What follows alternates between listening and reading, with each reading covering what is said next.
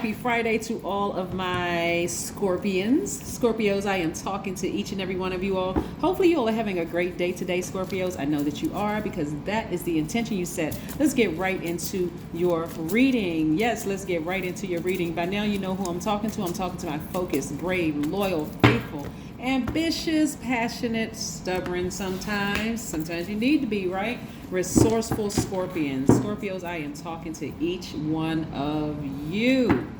So, quite a few people have asked me to teach tarot card reading, and I will be opening up courses again for tarot card reading very, very soon.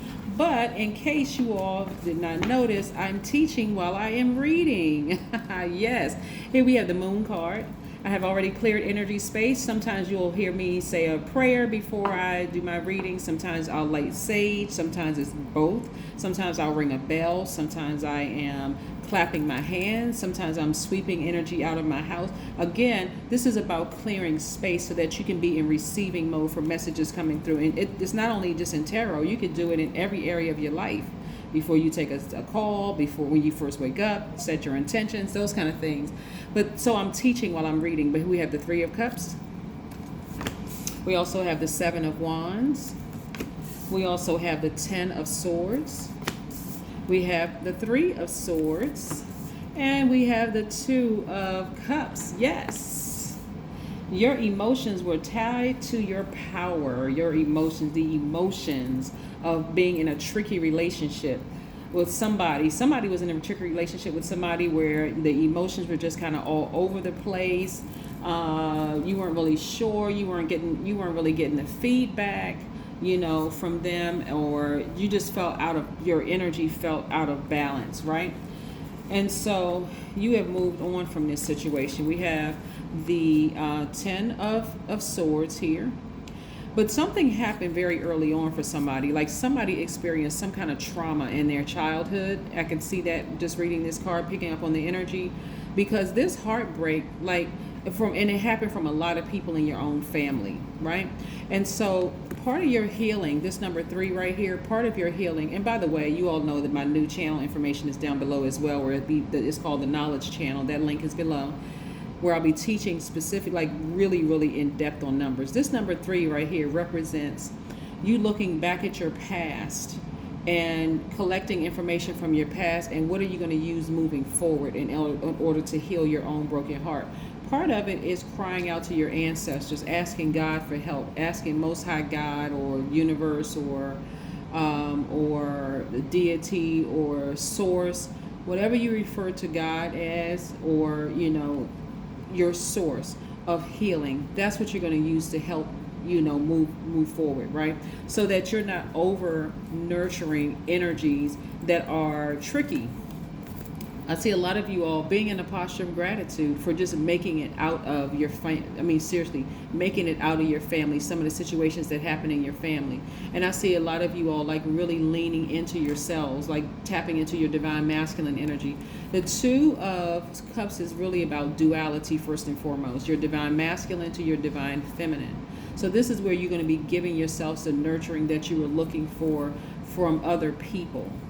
So somebody's family sort of set them on a path of just over nurturing energies that weren't giving you what you were giving to them. They weren't reciprocating what you were giving to them. And so you had to sit down somewhere and again take action, sit down somewhere and meditate.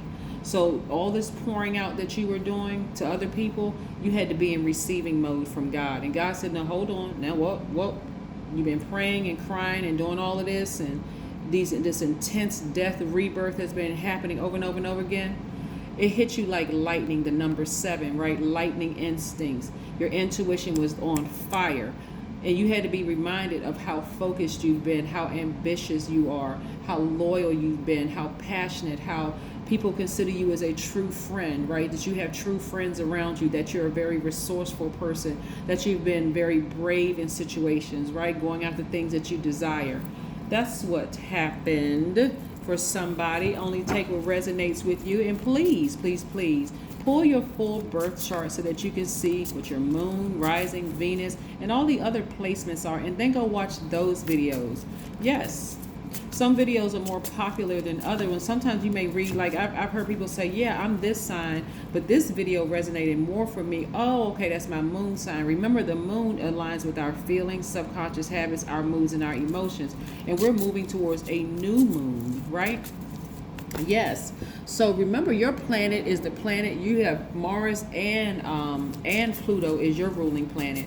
So your planet Mars is all about assertion and taking action, right? And so Pluto is that planet of death, rebirth, where a lot of you all are decluttering. So for you all, some of this has been intense, but it's been intense since your childhood, coming out of a family where people have hurt you in your own family. So whether somebody was abandoned, somebody moved around a lot, somebody could have been assaulted or hurt in some kind of way.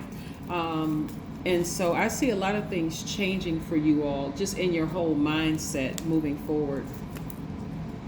Yeah, just moving forward. Let's see here. Wow. We have the Nine of Swords. Again, before I even pulled this card, I know that a lot of people have been pouring out because you've been hurt by so many people close to you, right? So you have survived a lot, Scorpios. So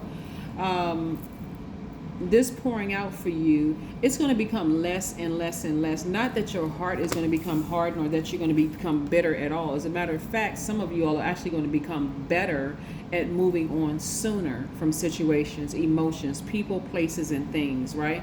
Ace of Pentacles, and you're going to see this more of this in your life because you all are a receptive sign. So you all are in receiving mode of this as well. So more money is coming your way as well, but you got to take the blindfolds off so at least you can see exactly when to start severing ties with certain emotions and certain people, right? Here we have the Knight of Cups. This is how people see you all. When people look at, when I have gotten calls over the years about, oh, I met somebody and, oh, they are just perfect for me. Guess who it is? Scorpios. Because this is who you all are. Like I said, you're a very passionate sign. You all are very assertive, very action-oriented, that kind of thing. Your emotions run very, very deep. You all are not afraid to go to the dark side, the light side, everything in between. Out of the three, the triplicities, out of the three water signs, Pisces, Cancer, Scorpio, you all are not afraid to go deep, deep, deep, into your emotions, right? And so when I've received calls over the years about a sign, it's like, oh my gosh, it's so intense, it's so passionate, I love it. It's usually a Scorpio. Yeah. So, but with that same intensity, if a relationship is over, you just want to just make peace with it and move forward, right? Here we have the Emperor card. So this is how a lot of you all are starting to see yourselves, and this is how a lot of people have seen you. Again, you and this sign in particular, Aries, have Mars in common. You and Aries have Mars in common, right?